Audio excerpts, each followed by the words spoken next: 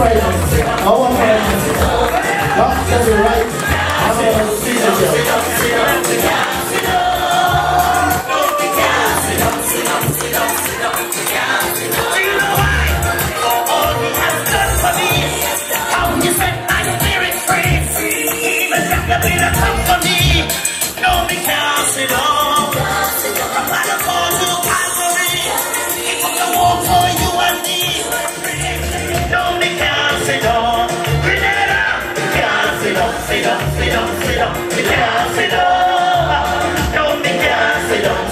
Excuse me, what do you say? You can't sit up, sit up, sit up, sit up.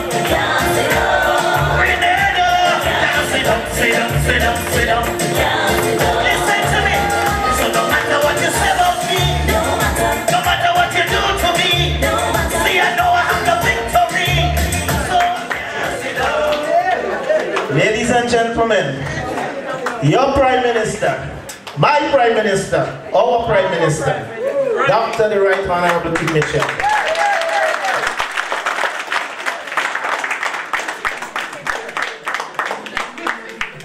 I don't know. I think I gotta move back to Grenada because you can sit down. At his age, and he's saying he can't sit down. Ladies and gentlemen, we are here to hear the Prime Minister speak to us and talk to us about the recently concluded election, about Grenada, and the plans that we have for Grenada, Carriacou, and Petit Mandi, and the plans that he has for Grenada going forward. We know throughout the election, there was a number of things that he discussed, and I'm sure he's going to share some light with us. They say we're the next little Venezuela in the Caribbean in terms of the amount of oil. So,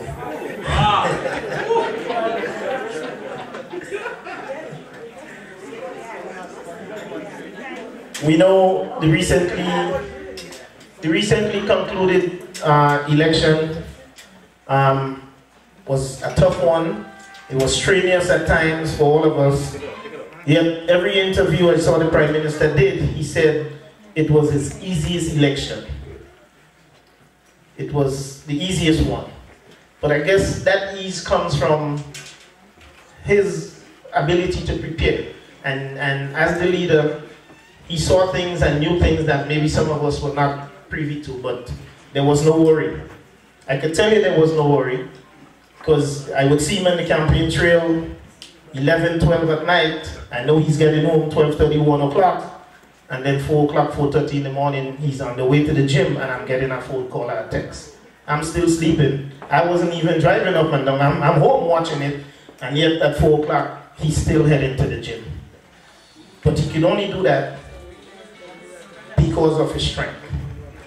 And on March 13, 2018, we the Grenadians unanimously gave him that mandate to lead us for the next 5 years.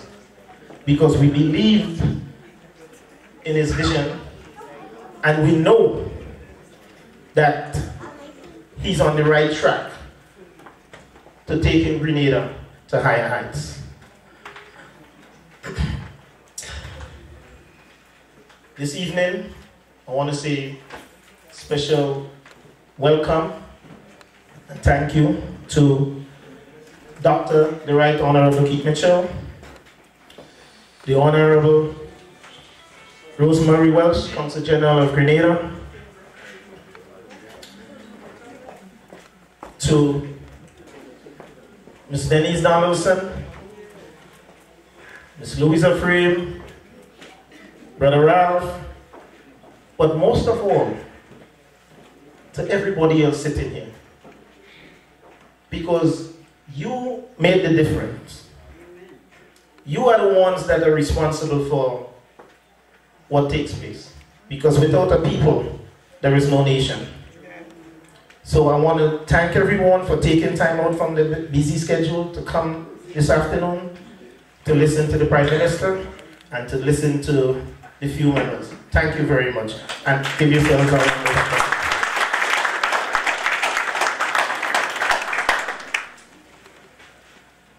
At this time, we know, very spiritual. So we can't do nothing without reverencing the presence of the Lord. And we're going to call on Sister Louisa Frame to lead us in a prayer.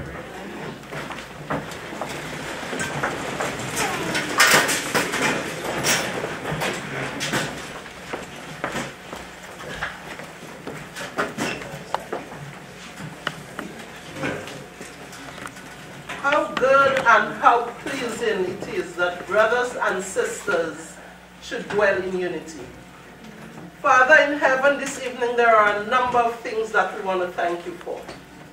And so we thank you for life, we thank you for love, we thank you for each other. Father, but most importantly, we thank you for Dr. Keith Mitchell. Father, we thank you and we ask you to continue to shower your grace and your mercy upon him. Because in your word you declare that your grace is sufficient. And so we thank you in advance for blessing him. Father, bless him from the top of his head to the sole of his feet. Father, when the enemy rise up, Father, we thank you in advance for protecting him. Father, bless his inner man, strengthen him. The Bible declares if any man seek wisdom, they should ask. And so we come as a people asking for wisdom for him. Yes. Continue to bless him, Jesus. Bless him, Father. Bless him. Yes, and we thank you in advance. Father, no weapon formed against him is going to prosper. Amen. We declare it done in your name. Amen. Amen. Amen. Amen.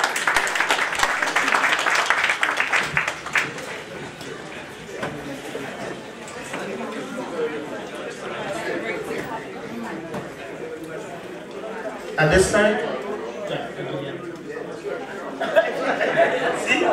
so smart. At this time, we're going to do the national anthem of both the United States of America, the country that we all reside in, and the country that dwells dearly in our hearts, the national anthem of Grenada. We're going to call on Amina Caesar. She's going to do the American anthem, and then we all going to join her in the Grenada anthem.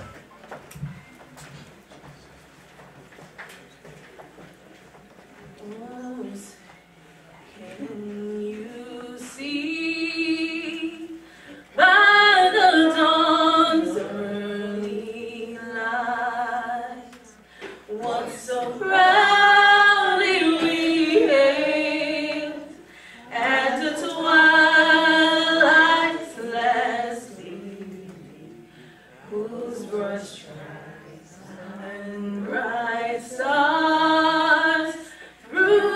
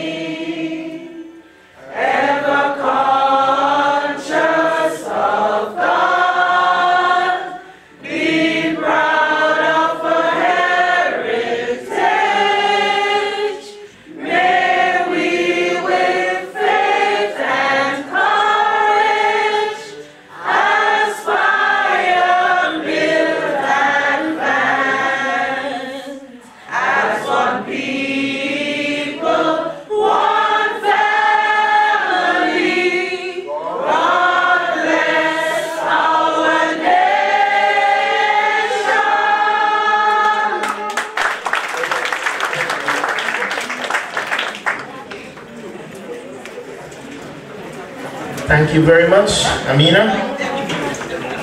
Thank you everyone for participating. At this time, we call on Sister Denise Donaldson to just give a few brief remarks regarding the New York support group.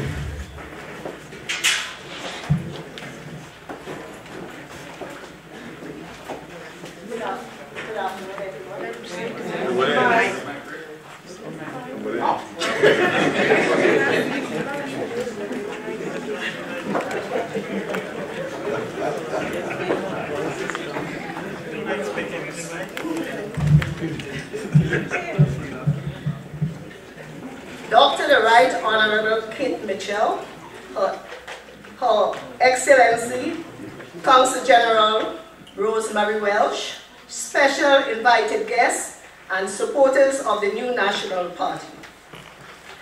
On behalf of the executive and members of the NNP New York chapter, it is indeed a great pleasure and privilege to say welcome again to our dear political leader, and of course, Prime Minister, Dr. the Right Honourable Kate Mitchell. We want to publicly congratulate you and the winning of the NNP and the NNP team on a victory that is not just party, but a victory that we see as a crucial development of Grenada, Carriacou, and Petit Martin.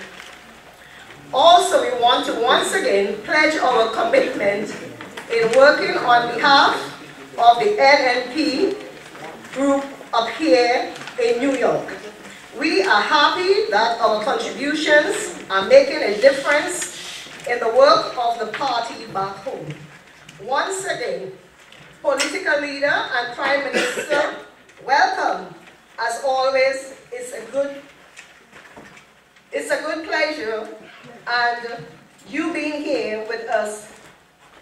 Once again, thank you, Your Honourable.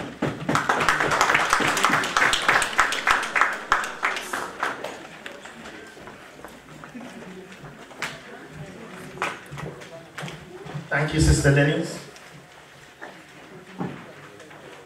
At this time, we call the Honourable Rosemary Welsh, Consul General of Grenada, to give us a few words.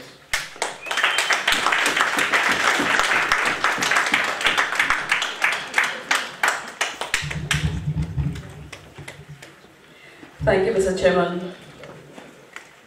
Dr. the Right Honourable Kate Mitchell, Prime Minister of Grenada, Carriacou, and Petit Martinique, fellow nationals and friends of Grenada, Carriacou, and Petit Martinique, good evening.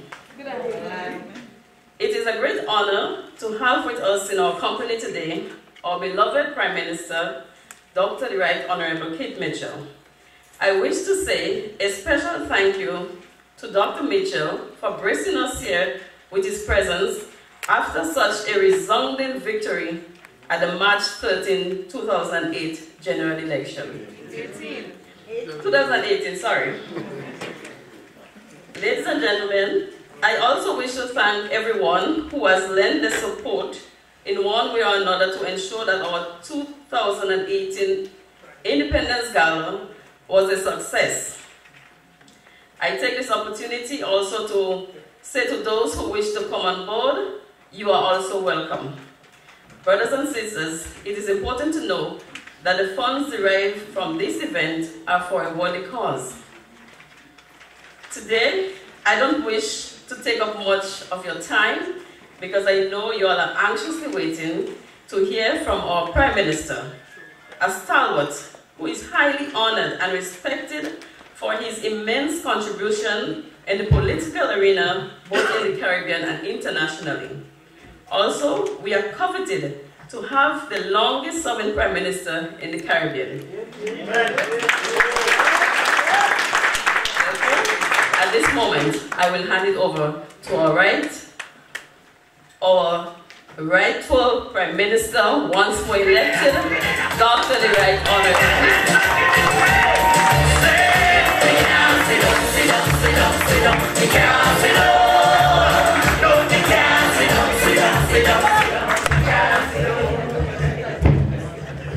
time to sit down.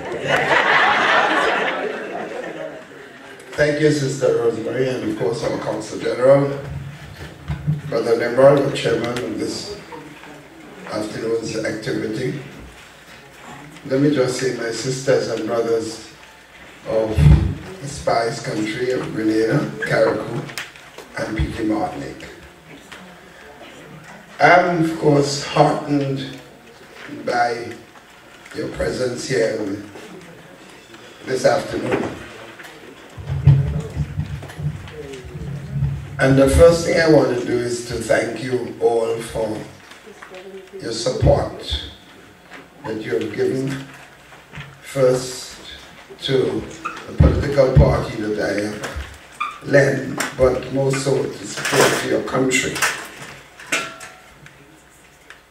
For many of you would have done things directly to aid what is taking place in our country.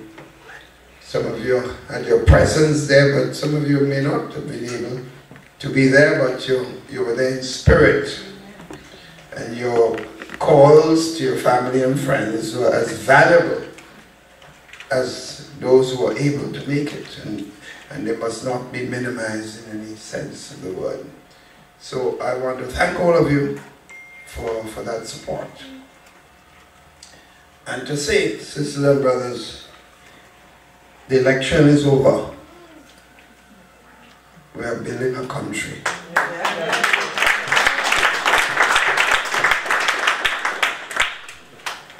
Who wants to persist in dividing the country? That's their problem.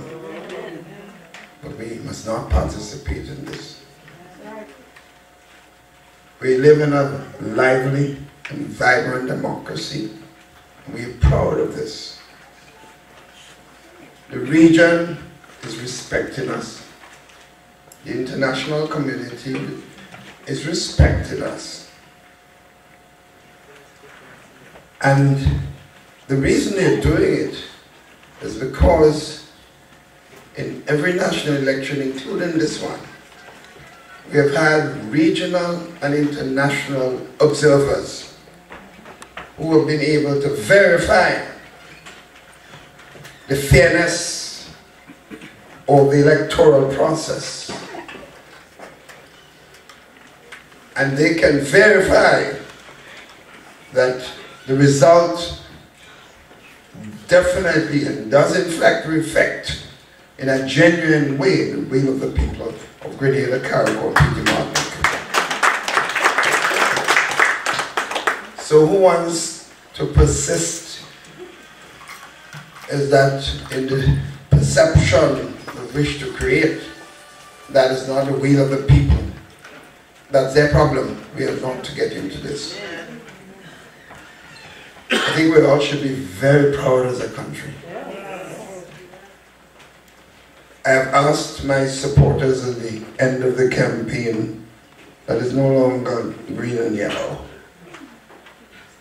It is Grenada, Carriacou, and P.T. Martinique. That's what we are into now. And the government is elected not to serve the NNP supporters alone. The government is elected to serve all the people of Grenada, Carriacou, and P.T. Martinique. All. Because we are going to be judged as a country how we treat our opponent. We're not only going to be judged how we treat our supporters, we're also going to be judged how we treat our opponent. And that's something we must always be conscious of, because we are a Christian society. And the values must reflect that. So I'm proud of the fact that we can stand tall in the region and around the world to speak about our democracy and our differences and the way we're working together to build our country. So I call on all our supporters in New York to reach out. Who don't want to accept the hands of friendship? That's their problem. You do your part. You can't force anybody. In fact, I see in Grenada today, we have swearing of a government, national government, and all the opposing parties' leadership, because I can't say it's the supporters, because I don't believe that the supporters behave like the leadership. In fact, in some cases, I believe the supporters have been embarrassed by the actions of the leadership. And they go on to have another function at the same time. The NNP lost the election twice when I was in government, when I was in politics. And at no time I ever encouraged or initiated or participated in any attempt to have a ceremony at the same time a national event is taking place.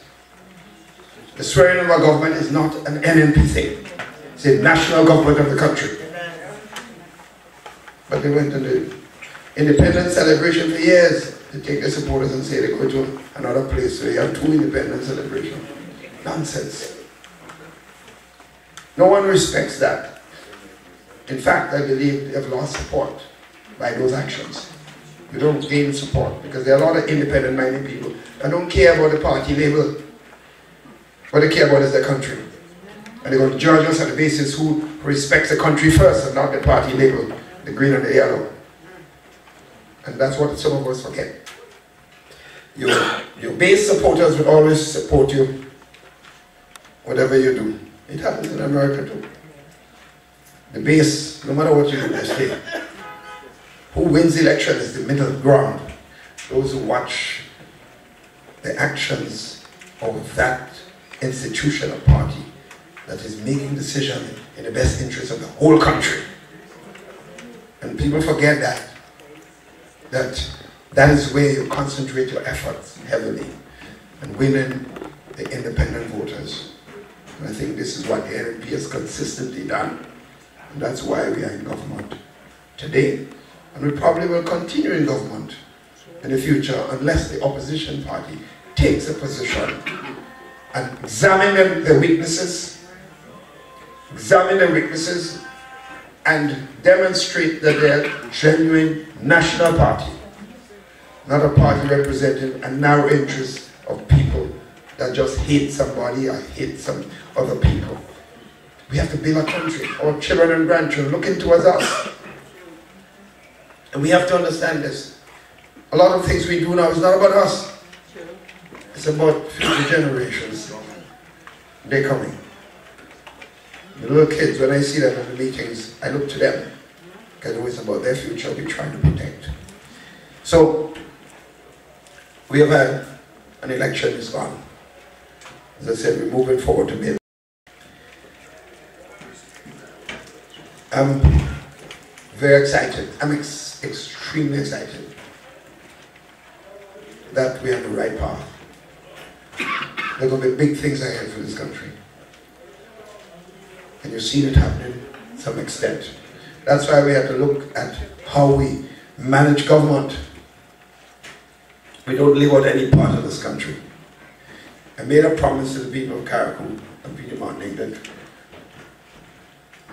the person that goes forward in the campaign is not just the person that's going to be helping to build Carriacou and Peter Martin in the country. A team of persons. You have 3 bona fide Carriacou, Peter Martin persons in the cabinet of the country. 3. And not just in the cabinet, they are senior members of the cabinet. Kentra Matrin's church is the representative, she's the Minister of Legal Affairs and Carriacou Peter Martin Affairs.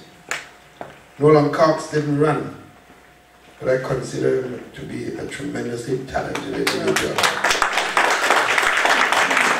And he has one of the most powerful portfolio in the country today. The Minister of Youth will be one of the most important minister in this government period because it's about taking care of the young people of this country. So his job is going to be a massive job, not just in Grenada but also in Carriacou Peter Martin.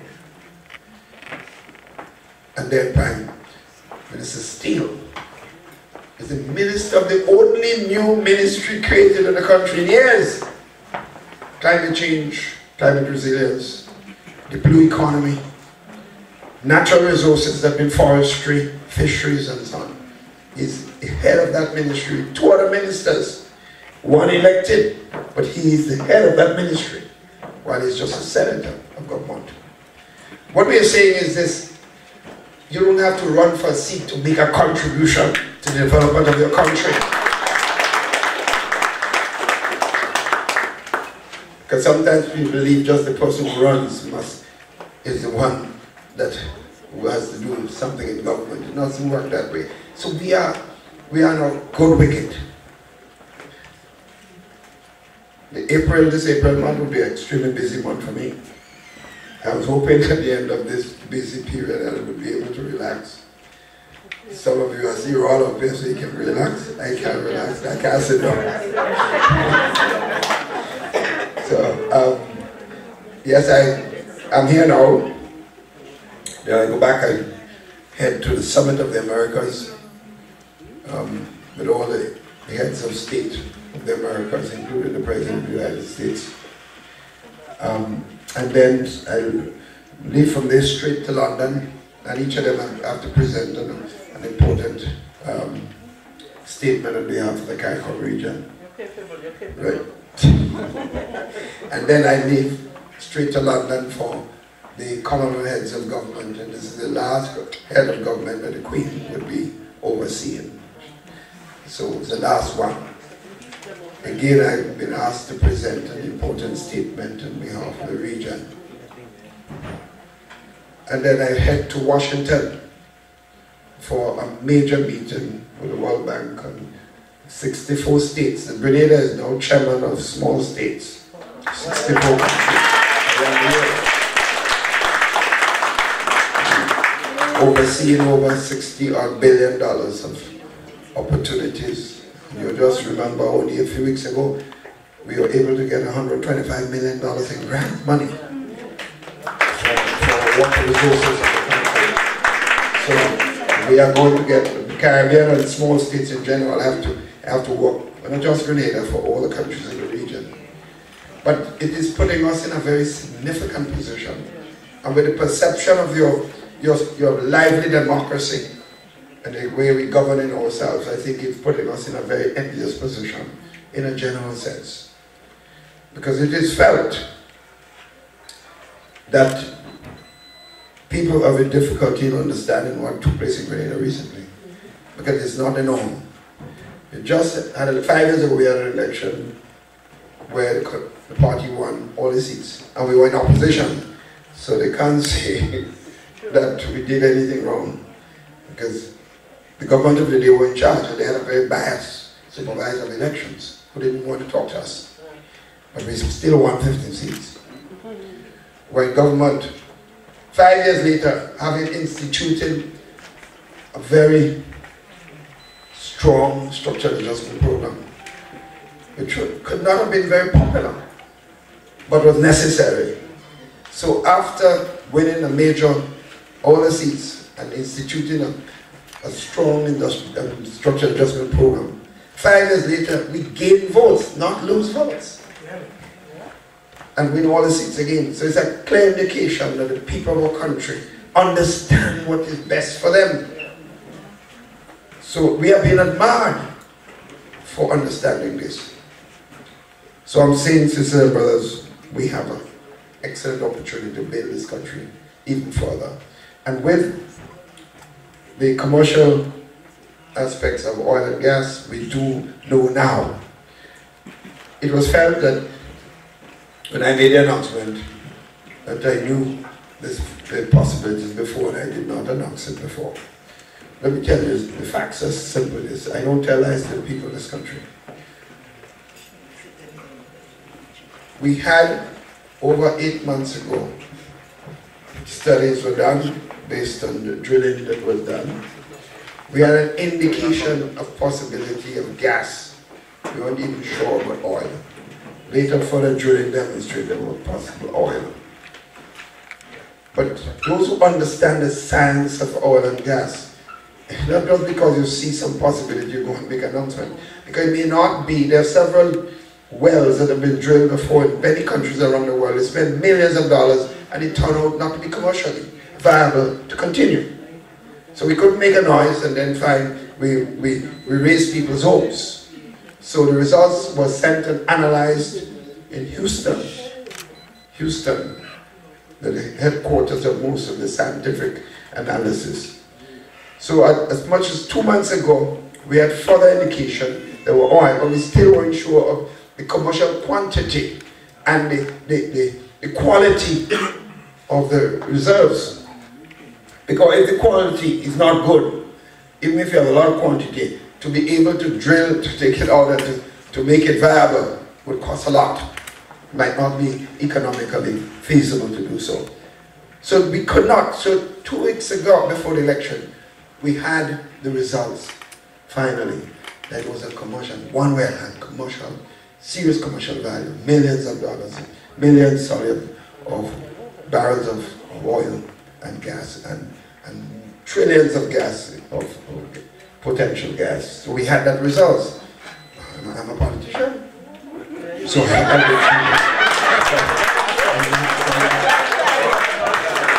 you want to blame me for waiting for the night? Well, I don't understand. And you all vexed with me for that? So I'm not lying 2 weeks before I knew, but I don't announce it before. You wait when people are ready to put the eggs.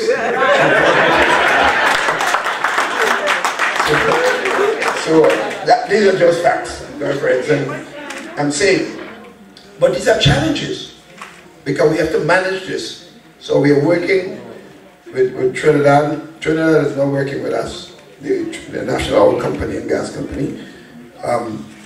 The point is, as you know, when you start something new, because you don't have the expertise and experience, you can make mistakes. So we are now leaning on our friends, and they are pointing out the mistakes they made to help us not to make it.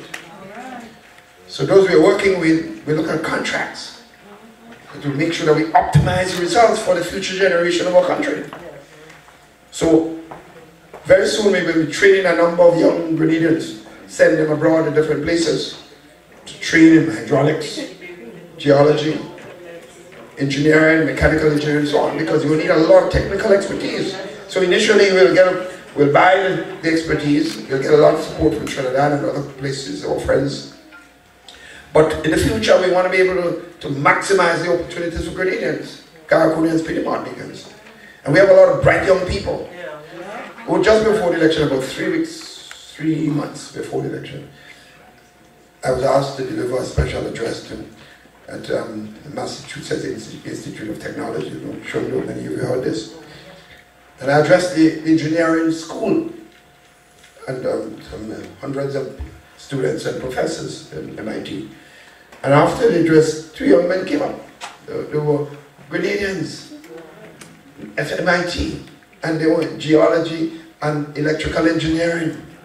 And they came up and said, well, we're ready. Prime Minister, we're ready to come. In fact, one of them came home for the carnival celebration after that and of course spoke. And they're ready to move. So we want to have a lot more of that. So those of you who have kids and are thinking of the opportunities for them, we have some exciting opportunities ahead for this country. We must try to see how we can maximize the opportunities for children and for children's future. So I'm very happy where we are, friends. And I think what we want to do now is work together. We are now meeting with our social partners. There was an initial meeting held in Grenada on Wednesday, which I could not attend because I had a major funeral of a key supporter who died, and I just felt I couldn't miss it in Grenada. And it was agreed with the social partners. Brother Gregory Bowen led the meeting. He's now acting Prime Minister. And that they agreed to look at expanding the social partners' role in going forward, because we don't have an opposition. Not because you don't have an opposition, you do what you want. We represent people, and people are diverse in their opinions. So we're involving the Chamber of Commerce, the business community. We're expanding, we talk to the trade unions. They've agreed on a way forward to expand the trade union influence in the decision-making process. We're also working with the churches. We broaden the church representation on the social partners. So we have the Conference of Churches, that means the Catholic and Anglican, Methodist, Adventist, and so on. And then we also have the Pentecostal Association. They would have representation. And then the Baptists, and you have 2 sections of Baptists. Each of them would have representation. So we want everybody at the table. When decisions are made, we don't want to feel it's just the government making a decision. It's about the people making decisions. The NGO community would be there also.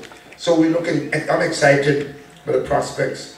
Because the last 5 years, while we won all the seats, we made decision after consultation, major decision with all these bodies. So we didn't go off on our own and feel that we have power, we can do what we want. Because that's what sometimes when power goes to one head, you lose balance. And you end up creating more trouble for yourself than the problem solving. So we're excited by the prospects of what we can do for our country. So while there is no formal opposition in the parliament of the country, we believe that we have to be a responsible government, consult with our people, and make decisions. In the end, we make decisions on behalf of the people of this country. So I'm extremely happy. I have a very exciting cabinet of some young people. And you know the good thing, we have 7 women in the cabinet. 7 women in the cabinet of the country. In fact, the only 2 backbenchers are men. So out of the 15 people that elected, there's only 13 of them in the cabinet. There's 2 of the men out at backbench. And the 7 ladies and all the elected members outweigh the men members in the cabinet. But that's not a bad thing, because the women will have to keep us straight. So sisters and brothers, this is just a preliminary meeting. Honestly, I'm here, I had to do, I'm a rigid person about my medical health. And do 6 months thorough assessment of my body. The cardiologist, urologist, and everybody, and all the blood tests. And it's supposed to be in November, but that doesn't. The election was in the air. So I said, no, do it immediately after the election. So that's the reason I came up. But I couldn't come and not meet with you, the key members of our team in New York. But in somewhere in the summer, we want to have a mass meeting. And when I come, I will bring your Karakou contingent with me. So Brother Cox and Sister Kendra will be there. And Brother Peter David, who is Foreign Minister, will be there. So we have a powerful contingent coming in the summer. We want everybody. And we don't want to call it, it's not an NNP meeting, sisters and brothers, I want to make clear. We keep our party base because time will come, we have to continue to strengthen our party, because the party is the base responsible for orchestrating what's taking place in the country, so we can't minimize it. But we're not just NNP now, we are leading a country.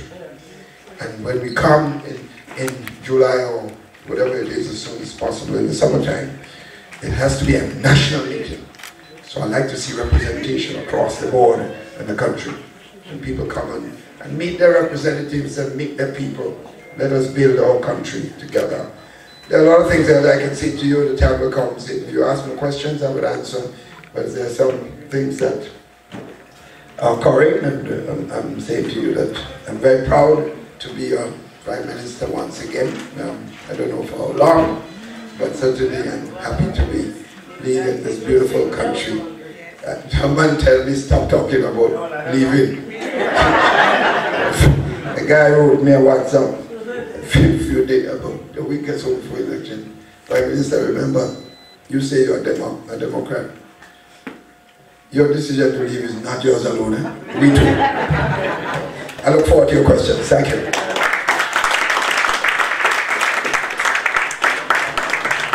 Alright, if anyone have questions, you could just stand, say your name, and ask the Prime Minister. Actually, you could come forward and ask it so that it could be heard, unless if you have a loud voice. If your voice loud enough, you can stay there. Good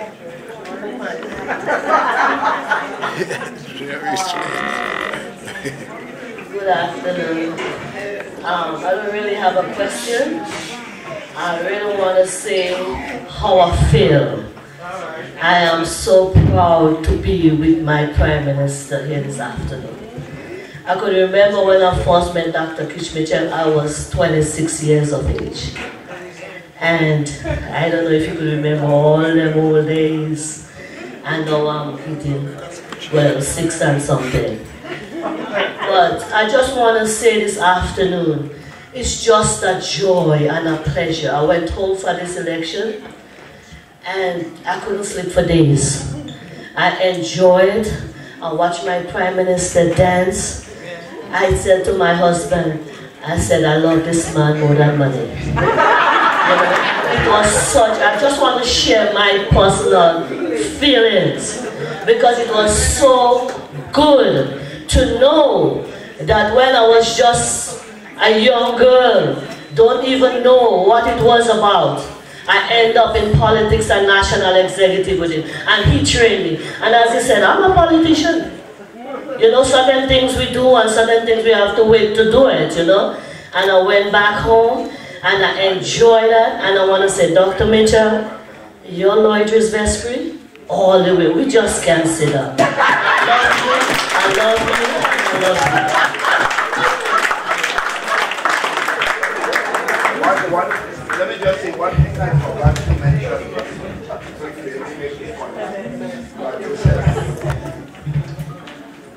We had the first Grenada Invitational last year. The Michael Baskerman team, young Grenadians who came forward and initiated this. And it's April 21st. And the second one is April 21st this year, right? Right? Yes. So it's a special event because there are a number of top athletes around the world. Justin Gatlin and all the guys are now confirmed, and our own Kirani James, Van Taplin and others are going to be there. And so there are tickets on sale already. We want to make this a massively successful event. We have invited Lewis Hamilton to be with us, and from indication that he probably would be there. And so we hope to have a big event so you can start spread the word that we are the map in every respect, sports and culture and everything that we're doing. I think Grenada is being blessed. God has been good to this country.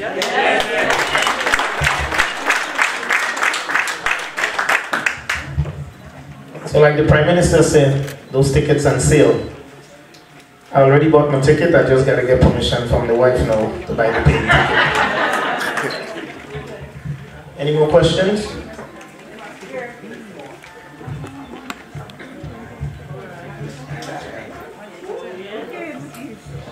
Good evening, Mr. Prime Minister, and good evening, everyone. Good evening. And in your speech, you mentioned about the youth and for them to prosper because they are the future. So I want to ask you, what are your plans? What are your plans for the youth to get more jobs and how for them to prosper? For them to get more jobs right now.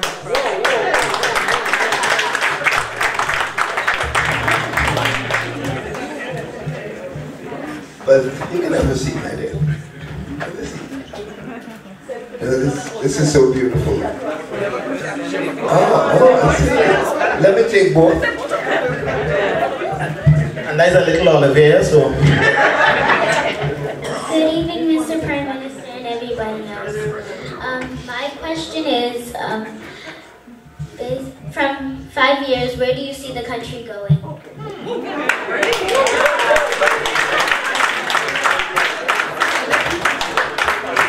Well, the first one, as I indicated, that we have decided to give a lot more power and resources to the Ministry of Youth.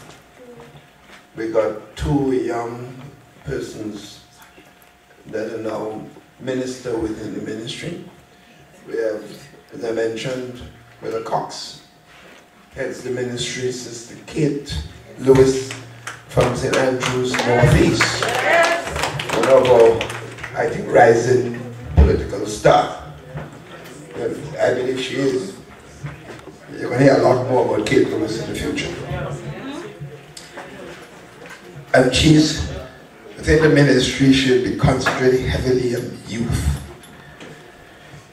But Cox will concentrate heavily on sports and the arts and culture. Although being overall head of the ministry, they work very closely together. We will invest a lot more resources in that ministry. Already we're investing enormous sums in the Imani program and our training and development activities. Notice we put the former Minister of Youth in Education. When you see me make a move, you must look at it carefully.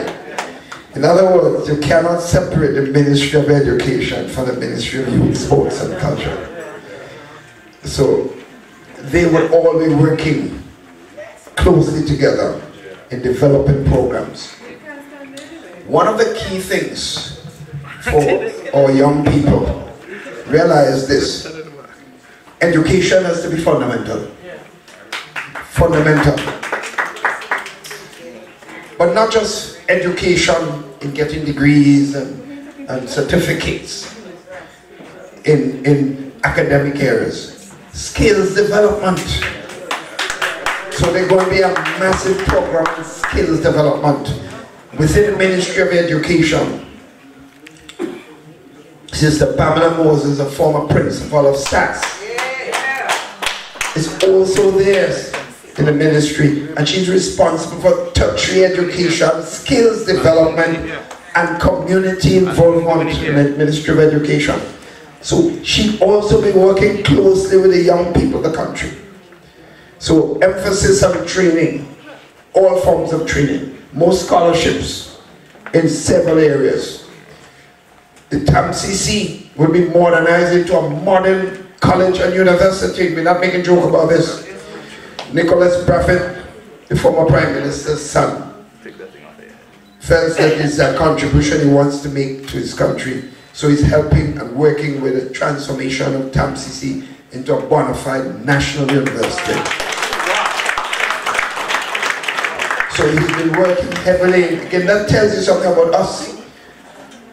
His father, the former Prime Minister, a leader of the NDC, that doesn't matter to me. What matters most is his contribution in the development of education for the future generations of this country. And that's what's important. So that's another area of concentration of the youth. But don't forget, the whole issue of jobs, my dear little sister, is about economic development. Tourism has to bring the jobs. And we're working heavily. There's several hotel projects on stream and others coming. We'll provide enormous, but we have to train the people for the jobs. Otherwise you have to bring in people while you have unemployed people in the country. That's why I mentioned the training aspects. And agriculture will always be a major part of economic development. Gone are the days when you see a farmer is just a man who's just struggling in the hot sun and can't make a living. There's a lot of money in agriculture. Now we're putting aside with the land bank that we created. We will be putting aside land for the young people who are seriously interested in agriculture. And a lot of them are, but we have to show them that we're going to support the scientific basis of agricultural development.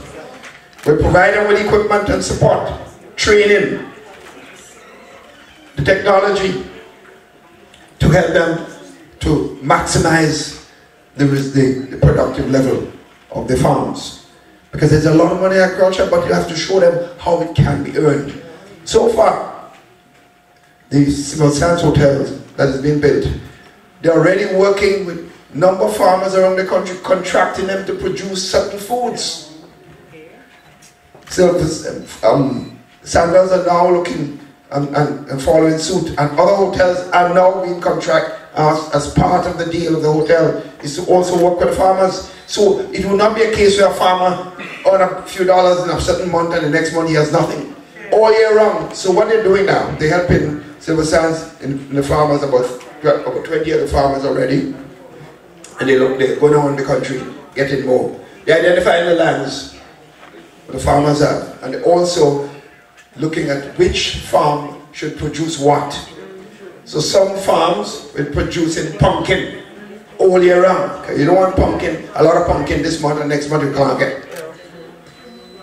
Other farms will produce bananas for the farm, for the hotel. Other farms will produce other fruits and vegetables, whether it's potato, yams, different things. But in other words, the enormous possibilities. So the education must be in several areas. The schools, we're looking at a school for the arts. We want to be able where we can train people hospitality art. So when you're trained appropriately, you go straight into a hotel to work. Marap is working in the countryside, and the young person they've trained, Silver Sand is now employing them. So we have to work in all fronts. So those who are academically bound, like I was, we give them chance. So they can get scholarships to travel all over the place. Whether it's China, whether it's in Canada, whether it's US, as we have in this case, University of the West Indies, scholarships are there. We have hundreds of children going to St. George's University getting scholarships, whether doctors and other areas of expertise. So we're working on all fronts, sisters and brothers, all fronts, because we believe this country has enormous potential, and we will not shortchange the children of the country. I promise them. And I think the reasoning, I take this very seriously. In future past campaigns, you always see a lot of the young girls in front of the platform. Women are usually the more passionate type in the campaign. Even the 2013 elections, most of the young people I saw in front of the stage were young women. But this campaign I saw? The young men and the young women. I never saw that before. I watched this as a new phenomenon. The young boys in the blocks who you think that don't vote, they were the ones in first in the line voting. And if all the candidates reported that, the question you ask, why were they voting? They saw something in the new National Party they did not see in the opposition. When the analysis comes out, we would have got over 80% of the young voters. After being in politics for 34 years, I should not be getting the young voters from a logical sense. But it's clear that they see this party as the party with a vision for the future. The technology, I speak to technology all the time. As a scientist myself, I speak to sports, and young people interested in sports. It is well known that in the Caribbean region, whenever you mention sports, the Prime Minister talk about it's Keith Mitchell. They have a passion for that because it's correlated with development of the human mind, sports and education. So I think we have a good thing going, sisters and brothers. I think we've been blessed in a lot of sense of the word. So I'm excited, my dear friend. I'm excited. Your future, the future, all the young, beautiful children of our country. We're laying a foundation for you all. And that's why my responsibility now to ensure that the future leadership of the party will continue on the path, whether we are there in government or not. The country will not go backwards.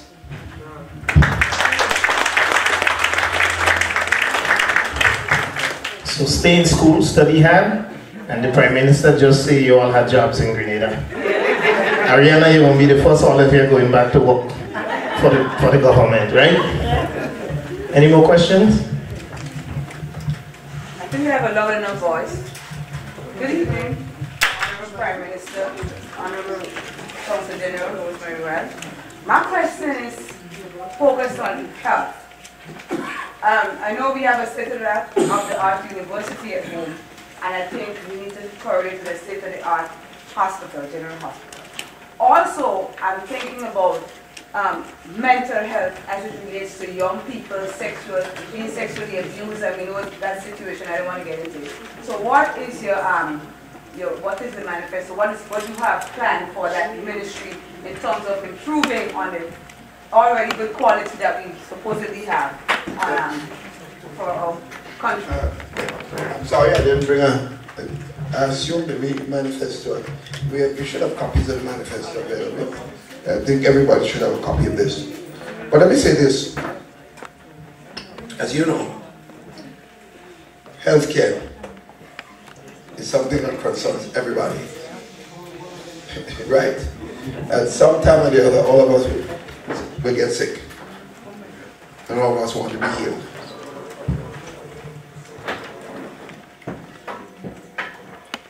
I don't think there's ever been an election anywhere, whether it's in Grenada, in the Caribbean, North America, Europe, where healthcare is not seen as a major issue. One of the most important issue in the last presidential election in America was healthcare.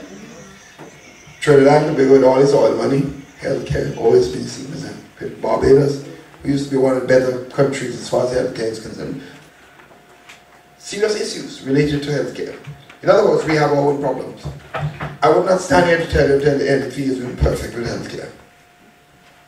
Who want to tell you that they were perfect? That's their business. That they didn't have medication in the hospital, but they were there. But I wouldn't stand here. My feeling is healthcare should never be a political partisan issue. We should all sit down together and work to develop healthcare for everybody in this country. NLP people by itself cannot solve all the healthcare problems in the country. We need everybody on board. When we get sick, it's not about who is NLP and who the NDC is. Everybody wants healing. So it's a sad thing when you hear some people claiming to have all the solutions. We don't have all the solutions. But I tell you something, my friends, we will be moving with a new hospital. We will be moving. There are in fact serious plans already. They have gone very far with the university and others working on modern health hospital and other services, including dialysis and other services for the hospital, and modernizing the community centers, healthcare clinics, polyclinics in Carriacou, in Prince Alice, in St. Andrews, and other parts of the country. But let me say this: healthcare is not just about equipment and the building. You could have the nicest building, and you don't have good nurses and good healthcare professionals that care about people, you're still in trouble. The biggest problem facing the healthcare system in Grenada is not the lack, not resources, it's the management of the resources. It's no secret. You buy medicine for the hospital today, half of it disappear. I'm a politician, but I have to say what it's. And I say it's NDC people are low TV. And NP too.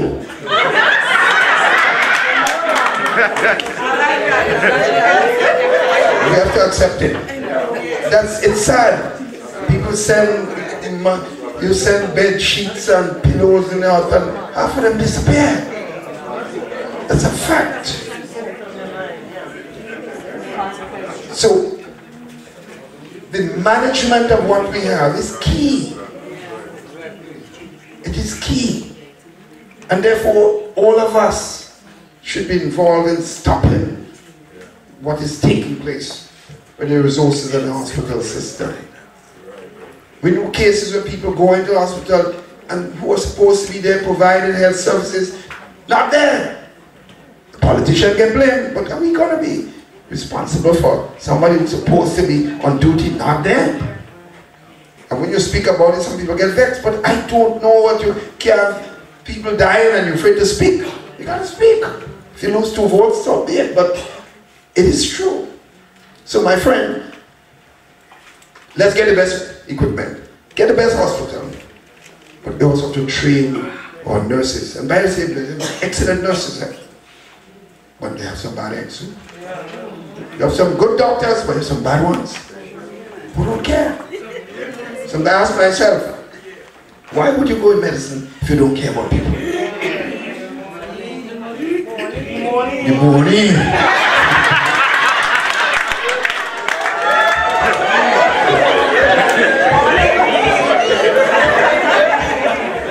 Now I only say that about Nazim. So serious, sisters and brothers, we do, that's an area all of us must come to the table. We are offering and going forward to everyone, including our social partners. Let's work together on this serious issue. But we're getting a lot of help. The university is working very closely with us. We are friends internationally. We're going to have one of the best hospital services in the region. But I'm saying to you, having the best hospital services when in terms of the building and equipment is not yet a solution to the problem. There's more than that, and we're working on all fronts. What about the home for the elderly, geriatric care? Because we have a lot of people that's road older, and we need that, you know, that they need that kind of care. But that's another area. But one thing, let me say this. It should not be everything should be done by government. There are a lot of people with resources and with skills. I see no reason why a few people can't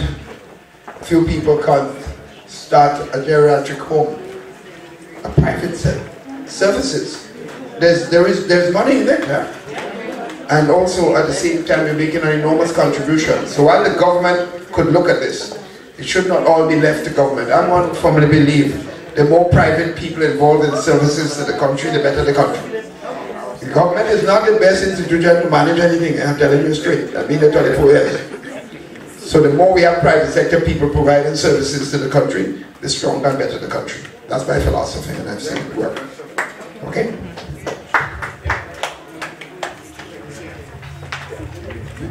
Alright, the food getting cold, so we're going to take a couple more, maybe 2 more, before we go and eat something. Randy, Isaac have one, and then we take it. Chief, congratulations for winning another election. Very well done. I have a concern about As you can see, our music is crossing the borders right now, and everybody is recognizing us, and everybody wants to come to Grenada. And Carnival is growing.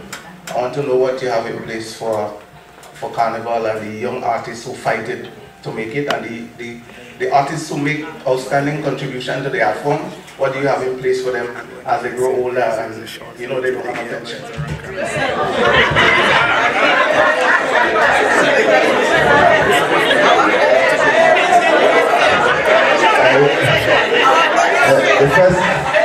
First I just want to recognize Brother Randy.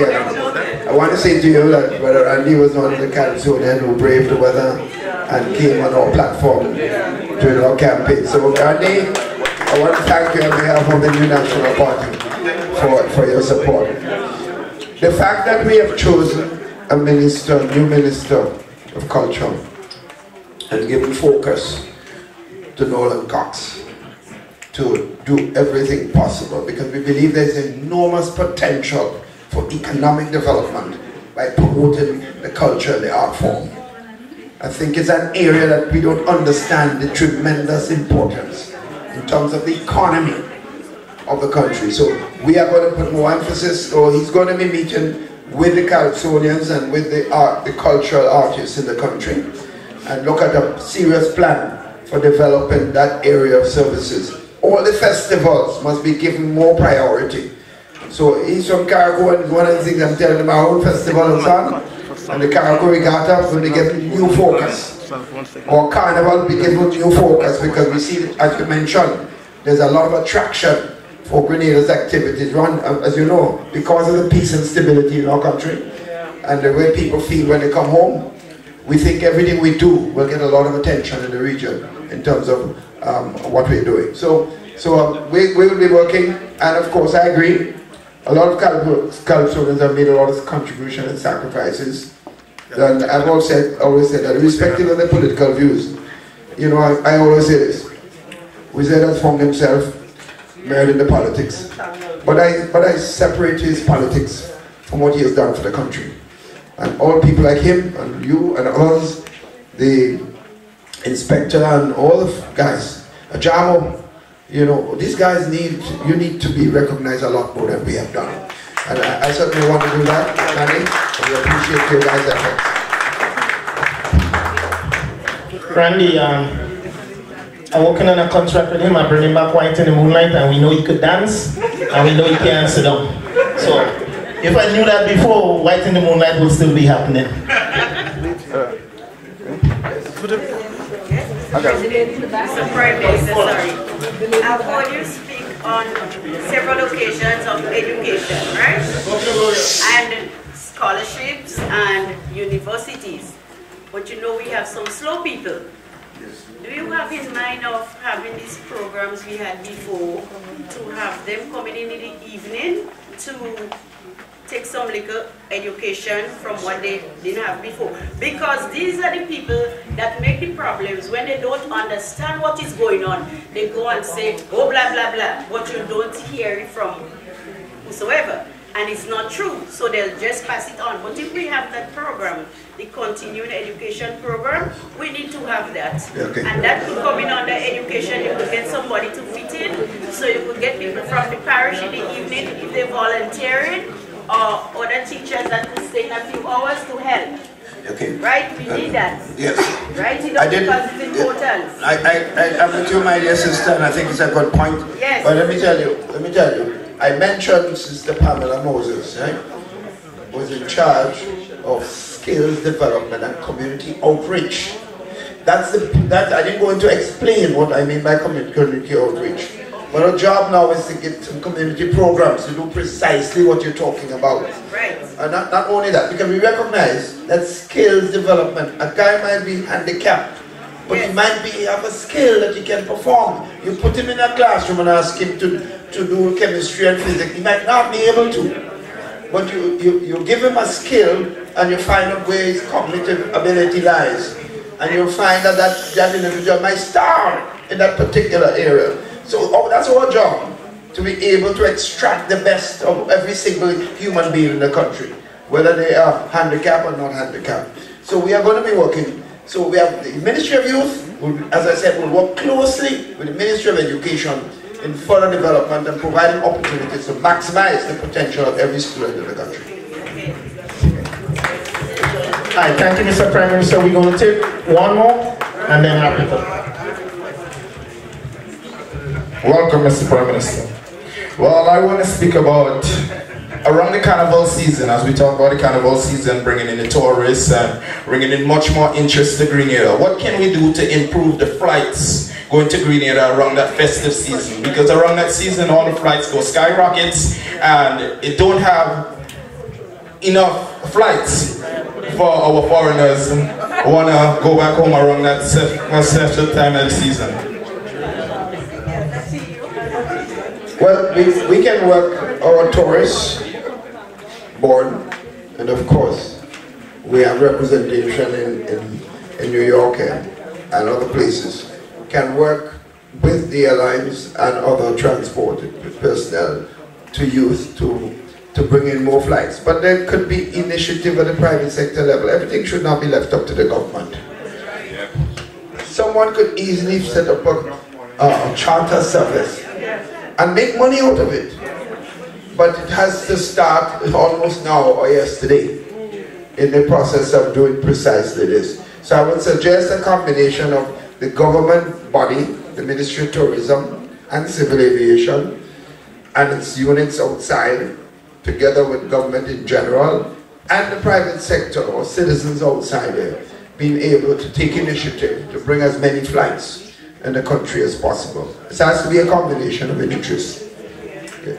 On the topic of flights, during the duration right now, on the topic of flights, we arranged, it's been 2 years, I think 3 years since we arranged 2 consecutive charter flights into Grenada. But the company that we've been working with, the problem that we're having is having some concession from government for fuel, because our price would be the same as JetBlue or sometimes higher, because sometimes we're going in with empty and flying out full, and we cannot compete on the level. So we did it last year, and I have our intention of doing it this year.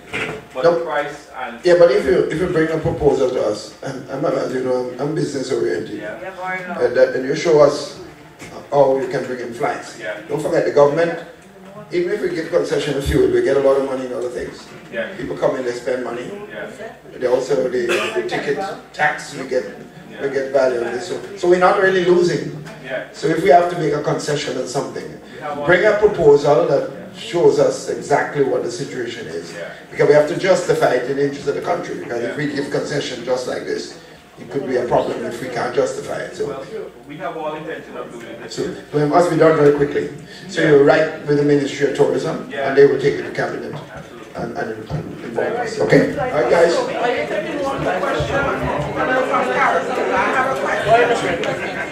All right, last question from Ms. Frame, and then we're going to have their closing remarks. Okay, Doc, I want to say congratulations, not just to you, but to us. Because as we grow older, we are getting ready to go back home. I want to go sit in Chantilly, and we need stability. So, congratulations. And also, this evening, I want to recognize my sister girl, Wendy. Wendy, stand up. Wendy, I want to just doing the campaign on Facebook.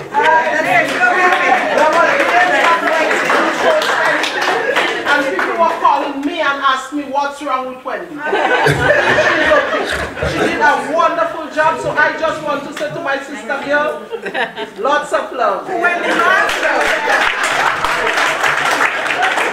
hello, is this Wendy Ma? Yes, Wendy Ma. Hi Wendy, I'm Penny Lopez.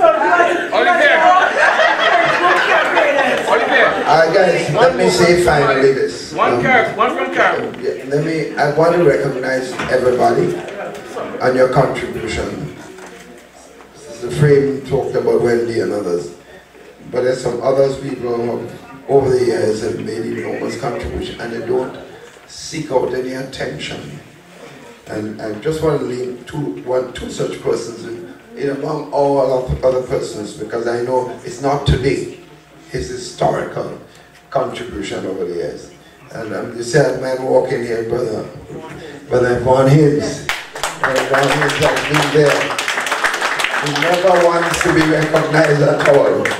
But I think it's important for me because he has been a very close friend of mine for over 40 odd years. And he has never left us. And when we are done, he's been there for us. So I want to just recognize it. But Ralph also, Ralph has been a stalwart supporter of the New National Party. When things were really bad, Ralph and his wife has been consistently there. If you said, sisters and brothers, you only know your real friends when you're done. Because I know all about that too. I know when we lost election in 1990, people around me run for me. Fellas were afraid to be seen talking to me. But there were some stalwarts that stayed together, and you don't forget those people. And that's what life is all about. And I want to thank all of you for your enormous support and show of support for your country. This is not about Keith Mitchell, it's about Grenada Car Company money. Let's continue to build our country together. You said one more, but Doc, you say they need one from Carriacou. Doc, they say they have one from Carriacou, so I guess you got to take it. Honourable Prime Minister, Council General. Doc, we are from Carriacou, the beautiful island of Carriacou. But we do have a problem with transportation. And I know that we're very happy about our new elected, and she's in the process of talking about transportation. But there's one issue. When we are sick in Carriacou, coming from the Carriacou to the mainland, we have to get on the Osprey. There's no provision made for the sick person. They have to lay right on the road. You walk over them, you pass over them. There's not a particular spot for a sick person coming on the boat going to the mainland. And I'm asking if something could be done about that. Thank you. Your new representative has raised this as a very important issue. She will be working with the Osprey. But we are already looking at additional service for Carriacou.